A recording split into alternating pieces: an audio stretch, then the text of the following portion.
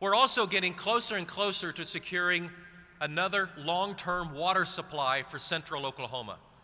Compared to other regions of the country, we have an abundance of fresh water available.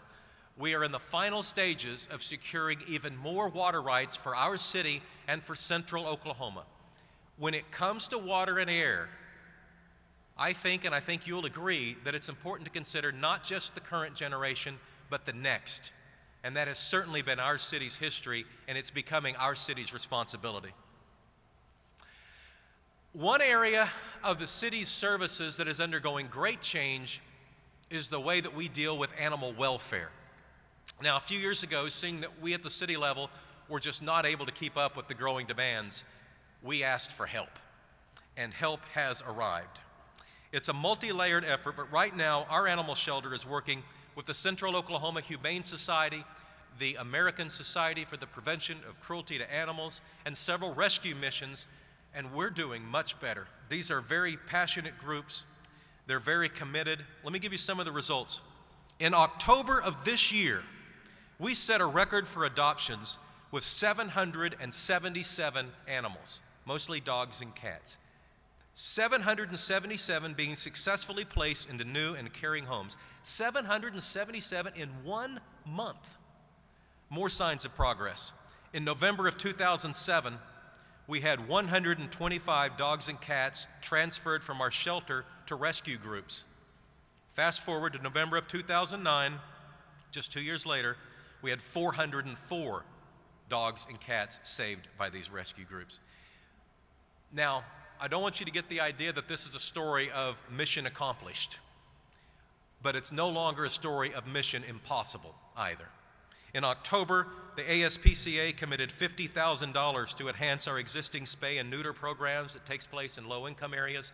We expect another $60,000 to go into that program later this year. And I know a lot of people in this room and around the city are looking for opportunities to make a difference in Oklahoma City. If you care about animals, these groups are making a difference, and they could use your help. Well, when you discuss the economic state of our city, even in this time of uncertainty, you cannot help but come to two distinct conclusions. One, economic times here aren't great, but it seems to be better here than in other places. And two, probably no city has more to look forward to than us. A couple of years ago, when Forbes magazine said that we were the most recession-proof city in the country, they weren't wrong. Looking back, it appears we were the last city to move into the recession. And as the economy improves, what my hope is that we come out of it earlier or along with everybody else. Hopefully, just because we were the last city to get into the recession doesn't mean we have to be the last one to come out. We spend a lot of time examining our economic position, and just as the nation's economy has slowed over the last year, our economy has slowed. But specifically, what are the numbers? What are the numbers as they relate to families in Oklahoma City? Well, I want you to look first of all at this graphic over the last few years. Those of you in the back, I'll try to fill in the gaps here. The U.S. average income is represented in blue. That graph on the left is 2004, so 6 years ago. Oklahoma City is in red. The national per capita income there is in blue on the left. The graph on the right, those bars represent 2009, so 5 years later. Look how Oklahoma City's income has caught up and surpassed the national per capita income. We have gone from lagging behind at 92% of the national average to 104% of the national average. This is remarkable growth, and it may be the most impressive story that we can share about our economy. The gross metropolitan product, which is the sum of all goods and services in the metro area, has risen 33% since 2004. We have moved into the top 20% of all metro areas in terms of GDP growth. Okay, let's look at another graphic. This is population growth.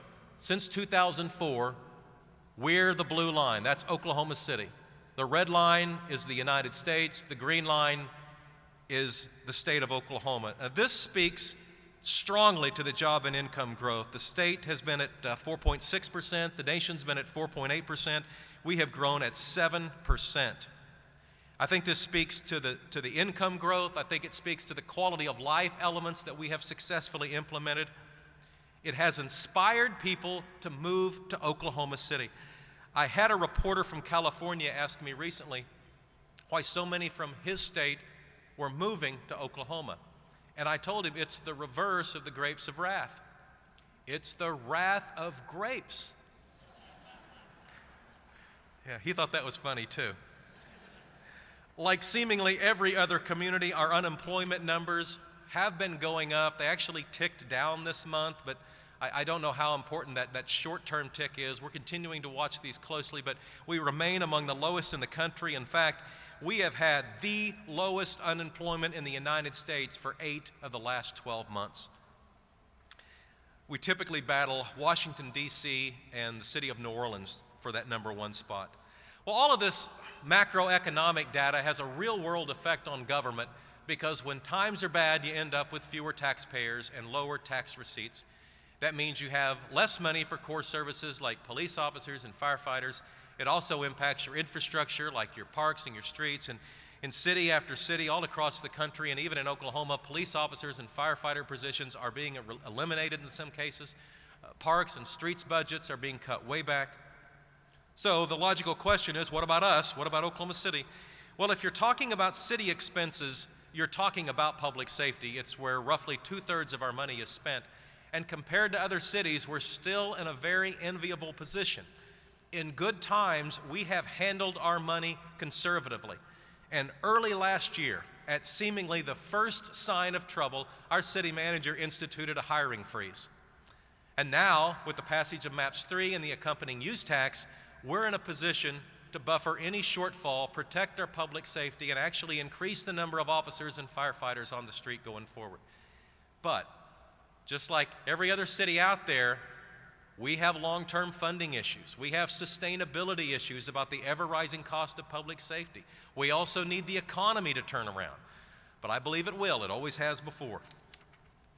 But if your question is, how long can the city of Oklahoma City hang on in these uncertain economic times to what is basically our current service level? The answer is really, it depends on how long this recession lasts. But I feel strongly that no other large city in the United States has weathered this economic slowdown better than we have. And the passage of MAPS 3 should give us even more confidence in the future of our economy than any federal stimulus package or bailout program ever could.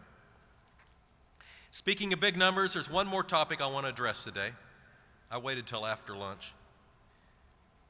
Our obesity effort seems to be showing continued signs of success when it comes to spreading the word and opening up a community-wide dialogue about the dangers of being overweight. We have just started our 3rd year of our program. We have moved past the halfway point of reaching our goal of 1 million pounds. Here's the numbers as of this morning. The website, thiscityisgoingonadiet.com, over 40,000 people have joined, including several hundred new participants in the last few weeks. Our total weight loss, you see it up there in the right-hand corner of the screen, which we froze for you on the screen up there, 519,000 pounds. Number of people on there, let's see, well, I can't read it, 40,400 and something, looks like 40,421 as of this morning. That's terrific, and so basically you got 40,000 people that have lost over 12 pounds apiece. That's pretty amazing, and so let me use this time to lead you to this site. If you think it can help someone in your family, it's thiscityisgoingonadiet.com. One of our many success stories in 2009 took place at the FAA Center. They had 106 employees that wanted to get started on a weight loss initiative, 106 of them. So they weighed in, they made progress on their weight loss goals. When they weighed out, they'd lost 904 pounds, nearly 9 pounds apiece, which is another example of an organization that's helping its employees deal with a very difficult issue. Battling obesity is a winnable battle, and it's an important fight for us to win.